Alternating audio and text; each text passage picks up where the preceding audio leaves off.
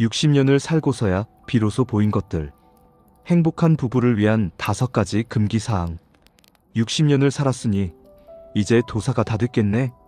사람들은 우리를 보며 그렇게 말합니다. 하지만 아닙니다. 반갑습니다. 당당한 인생 후반전입니다. 여기 1964년 겨울에 만나 60년이라는 아득한 세월을 함께 건너온 한 부부의 이야기가 있습니다. 강산이 6번이나 바뀌는 동안 검은 머리가 하얗게 새어버린 이들이 오늘 당신에게 들려주고 싶은 이야기는 무엇일까요?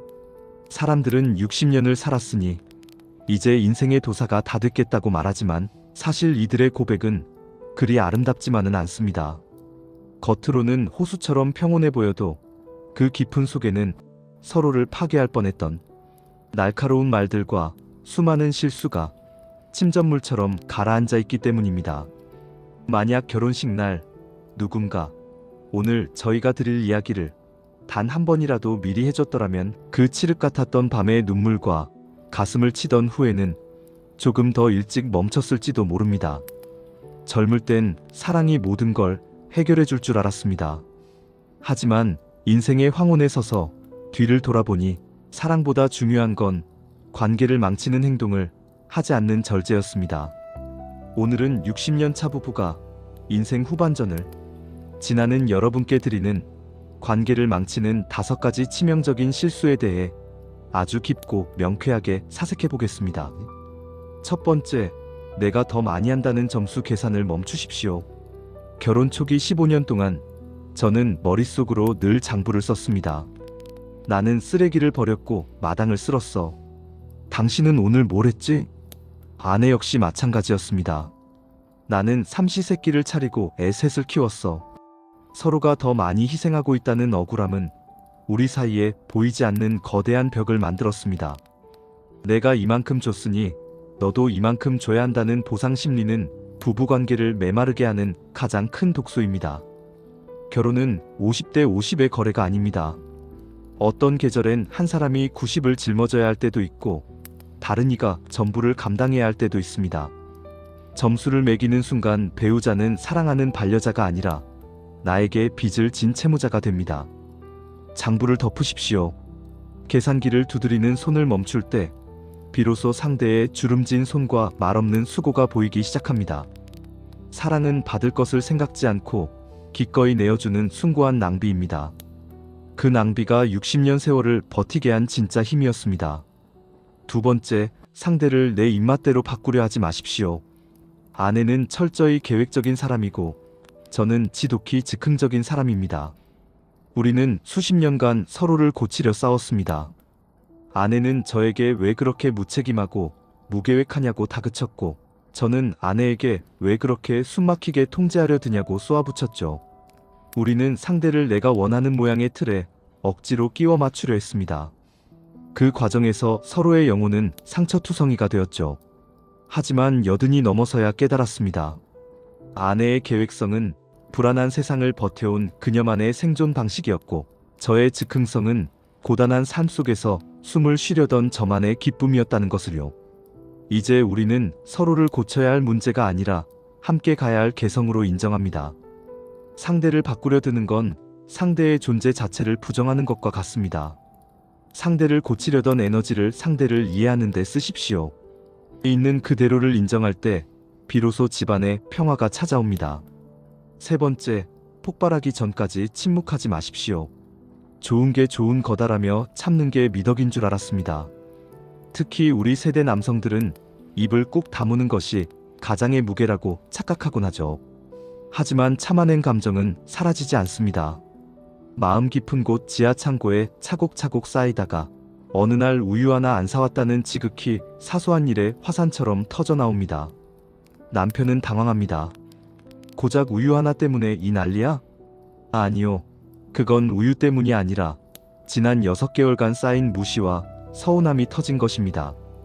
화내지 말고 그렇다고 비겁하게 침묵하지도 마십시오.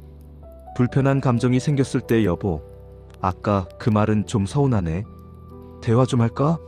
라고 담백하게 말하는 연습을 하십시오. 감정을 묵히면 썩기 마련입니다. 매일매일 조금씩 털어내는 것이 관계의 폭발을 막는 유일한 예방법입니다. 네 번째, 관계를 자동 항법 장치에 맡기지 마십시오.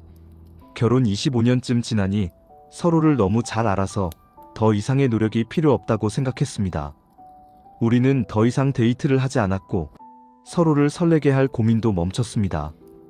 대화는 공과금 냈어? 오늘 메뉴 뭐야? 같은 건조한 용건만 남았습니다. 부부가 아니라 한 지붕 아래 사는 룸메이트가 된 것이죠. 많은 부부가 2단계에서 정서적 이혼 상태에 빠집니다. 관계는 생명체와 같습니다. 물을 주고 가꾸지 않으면 아무리 깊은 뿌리를 가졌어도 결국 녹슬고 죽어갑니다. 아무리 오래된 사이라도 의도적인 시간이 필요합니다. 저녁에 TV를 끄고 마주 앉아 차를 마시는 단 20분. 해질녘 손을 잡고 동네를 한 바퀴 도는 산책. 이런 사소하고 의도적인 노력이 식어가는 관계에 온기를 불어넣는 불씨가 됩니다. 익숙함이라는 함정에 빠져 상대를 가구처럼 취급하지 마십시오. 오늘도 당신 곁에 있는 배우자는 새롭게 알아가야 할 귀한 인격체입니다. 다섯 번째, 우리는 적이 아니라 같은 팀임을 잊지 마십시오. 싸울 때 우리는 상대를 이기려고 온 힘을 다합니다.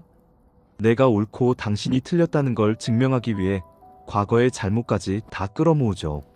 하지만 여러분, 부부 사이에서 누군가 이기고 누군가 진다면 그 결과는 둘 다 패배하는 것입니다. 배우자의 자존심을 짓밟고 얻어낸 승리가 과연 당신에게 무슨 유익이 있겠습니까? 우리는 상대를 무너뜨려야 할 적이 아니라 거친 세상을 함께 헤쳐나가는 유일한 동료입니다. 문제가 생기면 화살을 상대에게 돌리지 말고 문제를 우리 사이에 놓으십시오. 당신이 틀렸어가 아니라 우리가 이 문제를 어떻게 해결할까? 라고 말하는 습관을 가져야 합니다. 승리의 쾌감보다 수만 배 더 소중한 것은 어떤 풍파 속에서도 우리는 한 팀이라는 안도감입니다. 상대를 깎아내리는 것은 결국 나 자신이 서 있는 발판을 깎아내는 것과 같습니다. 배우자를 높여주십시오. 그것이 곧 나를 높이는 길입니다. 여섯 번째, 용서는 나를 위해 하는 결단입니다. 60년을 살다 보면 도저히 용서할 수 없는 순간들도 찾아옵니다. 상처받은 기억을 훈장처럼 가슴에 달고 살며 기회 있을 때마다 꺼내어 배우자를 공격하는 도구로 쓰기도 하죠. 하지만 미움은 가장 뜨거운 불씨를 손에 쥐고 상대가 되기를 기다리는 것과 같습니다. 결국 먼저 타버리는 건 나 자신의 마음입니다.